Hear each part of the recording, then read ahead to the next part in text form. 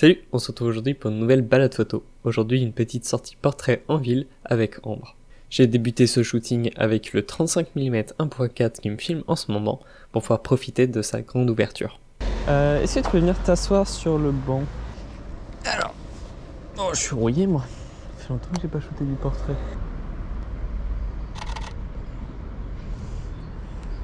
Regarde-moi là. Plus de face au visage. Un peu moins. Ouais.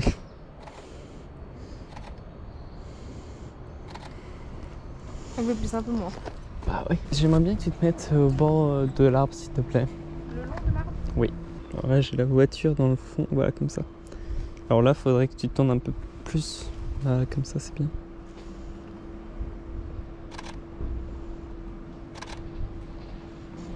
Ici. Alors sur ce premier spot j'aime beaucoup ces trois photos.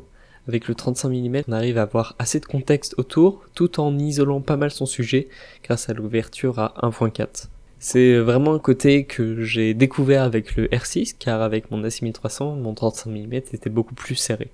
Là, je découvre vraiment cet aspect profondeur de champ qui me sépare mon sujet de son arrière-plan, mais en même temps ce côté grand angle qui apporte un plus à la scène, je trouve. Bon bref, toujours avec ce 35 mm, on enchaîne sur un deuxième spot. Tu me regardes? Non mais, oh, fais le point sur son œil.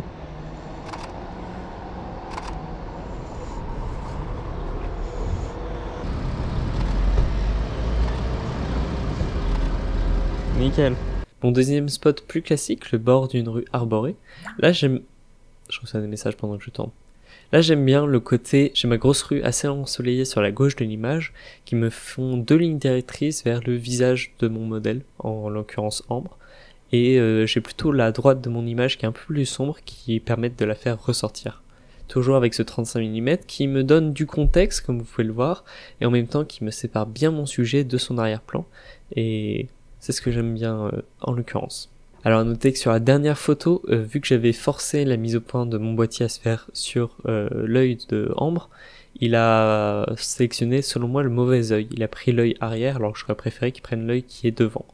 Bon, on enchaîne sur un troisième spot. J'ai pas pu filmer le moment où on y est arrivé car la GoPro a juste pas filmé quand j'avais déclenché. Donc on attaque directement.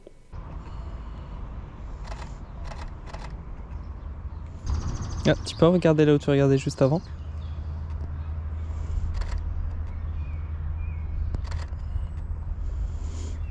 Donc là un spot un petit peu plus classique sur les bords de la Charente. Beaucoup de verre, pas vraiment de choses particulières à dire. Les photos sont belles mais sans plus.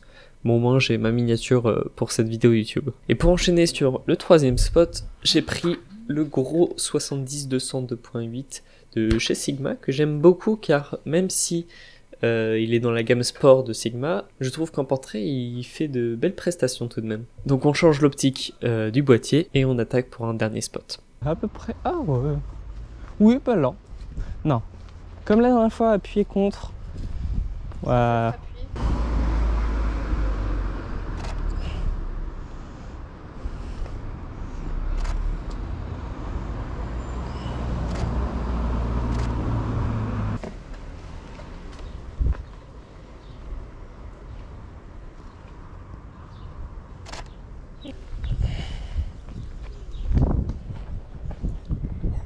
En fait, je me casse.